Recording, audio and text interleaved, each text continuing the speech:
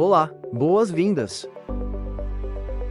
Objetivos deste vídeo: apresentar o algoritmo de otimização Gradient Descent, utilizar exemplos para compreender seu funcionamento. Para começar, será interessante que você já compreenda algumas coisas como funciona o Gradient Boosting, como funciona o Ensemble Boosting sequencial. Vamos começar entendendo a formalização matemática do algoritmo. Para isso, precisamos compreender que, para o Gradient Boosting funcionar, ele precisa saber o que é um erro em sua predição. Isso pode soar estranho. Como assim uma máquina entender o que está errando? Calma que isso vai fazer sentido em breve. Agora, vamos estabelecer 3 pontos fundamentais que veremos a seguir. O que é uma função de perda, ou função de custo? Como ela é usada para encontrar os valores dos parâmetros que o modelo precisa aprender? E como o algoritmo aprende com o uso do gradiente descendente? Sobre a função de perda, vamos entender que ela pode assumir algumas formas, dependendo do problema. Para este material, vamos utilizar o erro quadrático como forma de medir o erro. O erro quadrático pode ser calculado da seguinte forma: por meio do quadrado da diferença entre o valor real da variável da amostra e o valor previsto inicialmente pelo modelo em questão. Como sabemos, o objetivo do Gradient Boosting é minimizar os erros. Dessa maneira, vamos utilizar uma função que represente a soma de todos esses erros quadráticos. A soma dos erros quadráticos, SSE. O papel do algoritmo será ajustar seus parâmetros de modo a reduzir essa soma ao máximo. E é aí que entra o gradiente descendente, como uma técnica para encontrar os melhores parâmetros. Agora vamos observar um exemplo visual para entender melhor esses conceitos. Começamos tentando encontrar o ponto mínimo dos erros residuais. Vamos usar um plano cartesiano com duas variáveis, anos de estudo no eixo X e renda no eixo Y. Em seguida, vamos plotar 3 pontos representando dados reais. O primeiro par de valores corresponde a 0,5 ano de estudo e uma renda de 1,4. Isso significa que, para uma pessoa com 0,5 ano de estudo, a renda observada foi de 1,4. Ao traçarmos uma reta de previsão simples, algumas observações importantes surgem. Para este exemplo didático, escolhemos um valor inicial qualquer para o intercepto. Vamos usar 0. Também vamos assumir que a inclinação da reta, coeficiente angular, seja 0,64. E o primeiro valor de anos de estudo que vamos usar é 0,5. Agora que temos os valores, vamos realizar os cálculos.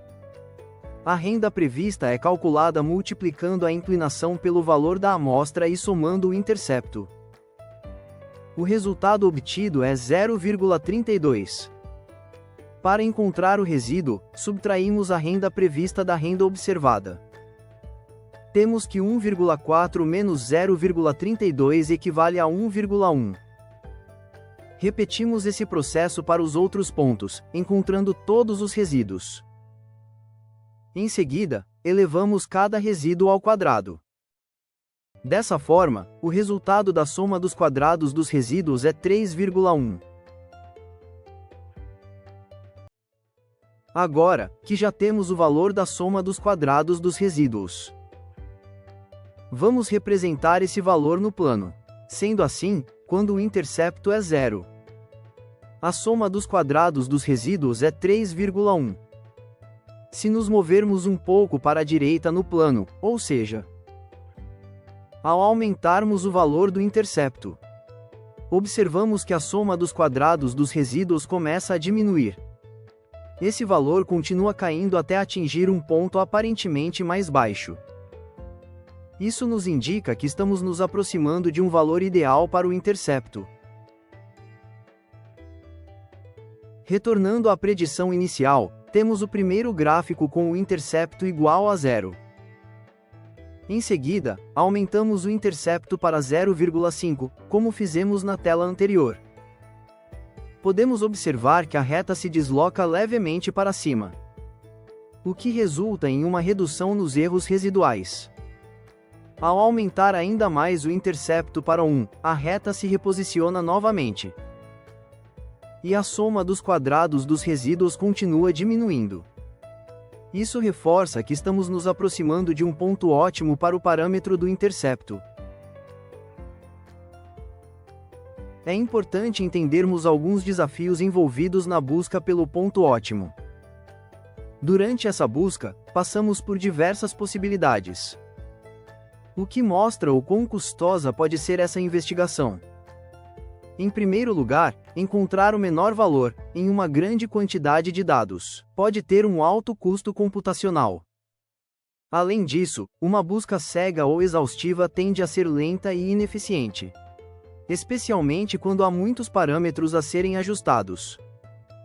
E por fim, o ponto ótimo nem sempre é óbvio. Ele pode estar em uma região difícil de alcançar, e sem que tenhamos uma direção clara de descida. Mas temos como evitar tudo isso?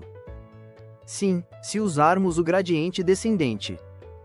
Ele pode ser definido como um algoritmo de otimização numérica, e é usado para minimizar uma função de perda. Por meio do algoritmo calculamos o gradiente, ou seja, a derivada da função de perda em relação aos parâmetros. Em seguida, atualizamos os parâmetros na direção oposta ao gradiente. E é exatamente por isso que o nome é gradiente descendente. Vamos ver um pouco do funcionamento. Por meio do valor derivado da função de perda, ou seja, do gradiente. O gradiente descendente dá passos maiores quando estamos longe do ponto ótimo, e passos menores quando estamos perto. Para deixar mais claro, vamos pensar em um plano inclinado. Quando estamos no alto de uma montanha, a inclinação é acentuada, o que indica que estamos longe da base e por isso podemos dar passos largos. À medida que descemos, a inclinação vai diminuindo, indicando que estamos mais próximos do ponto ótimo e por isso, damos passos menores. É como se estivéssemos caminhando do topo até a base da montanha. Vamos ajustando o tamanho dos passos conforme a inclinação da trilha. Voltando à reta de predição inicial, vamos ver como isso se traduz matematicamente. Consideramos a inclinação fixa em 0,64 e calculamos a soma dos quadrados dos resíduos SRR para a reta. Aplicando a fórmula da SRR com os dados, obtemos um valor total de 3,1. Em seguida, traçamos o gráfico da SRR em função do intercepto, resultando nessa curva, que mostra, por sua vez, o comportamento da soma dos erros para diferentes valores de intercepto. Percebemos que a curva possui um formato em U, típico de uma função quadrática. Isso significa que podemos traçar retas tangentes à curva em diferentes pontos, objetivando encontrar o melhor valor de intercepto, ou seja, aquele que minimiza a SRR. Buscamos o ponto onde a reta tangente é horizontal próxima a zero. Esse ponto representa o mínimo da função, sendo a melhor escolha de intercepto para a inclinação fixa de 0,64. Agora vamos calcular a derivada da soma dos resíduos quadrados em relação ao intercepto. Temos que a derivada da SRR em relação ao intercepto para o nosso exemplo pode ser representada da seguinte forma. Vamos aplicar a regra da cadeia, multiplicando pela derivada do conteúdo interno da expressão. Dessa forma, ao substituirmos os valores e levarmos em conta as constantes, obtemos que o resultado da derivada da função em relação ao intercepto é menos 1. Inserindo esse valor ao que já tínhamos, obtemos a derivada da primeira parte. Esse valor indica o quanto o intercepto precisa ser ajustado para reduzir o erro. Repetimos o cálculo para as demais partes, achando dessa forma a derivada da segunda parte. Da mesma maneira, achamos a derivada da terceira parte. A seguir, temos que a soma das derivadas das partes em relação ao intercepto. Quando o intercepto tem o valor zero, a derivada da função de perda em relação a ele é menos 5,7. Em outras palavras, quando o intercepto é zero, a inclinação da curva é de menos 5,7. Isso indica que a inclinação da curva nesse ponto é negativa e inclinada para baixo. Visualizando o gráfico, entendemos que devemos aumentar o valor do intercepto para reduzir a soma dos resíduos quadrados. Esse valor da derivada nos informa se devemos dar passos, e o quão grandes eles devem ser.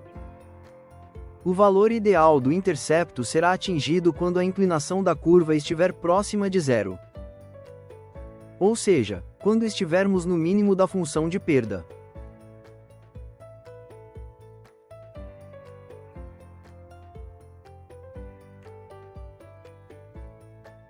Vamos conhecer agora como os passos são calibrados durante o processo de descida do gradiente.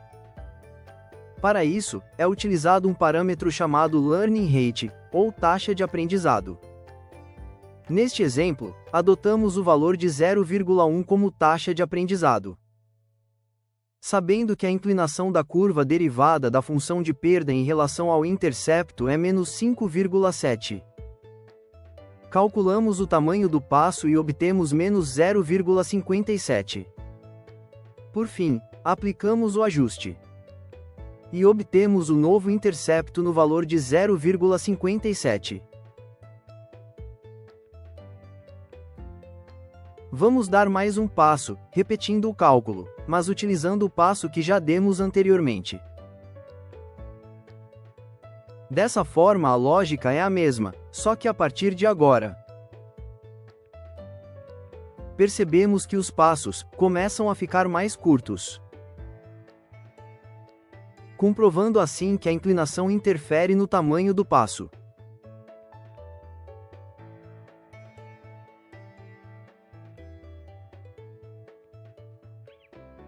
Com 6 passos, por exemplo, o gradiente descendente estimou que o valor do intercepto é 0,95. Como condição de parada, o gradiente descendente usa a proximidade com o zero. Em geral, o valor mínimo para a inclinação é de 0,001, ou seja, qualquer valor menor que esse fará o algoritmo parar com a iteração. Outro fator de parada também é a quantidade máxima de passos, no caso 1000. Para finalizar este material, vamos repassar as etapas do gradiente descendente. Primeiro há uma escolha de valores iniciais para os parâmetros. Para cada parâmetro, é preciso escolher valores iniciais aleatórios. Atualizam-se os parâmetros com base no gradiente e no learning rate. Repete-se até atingir um critério de parada, como o erro mínimo ou iteração máxima. Muito obrigado por ter acompanhado este conteúdo.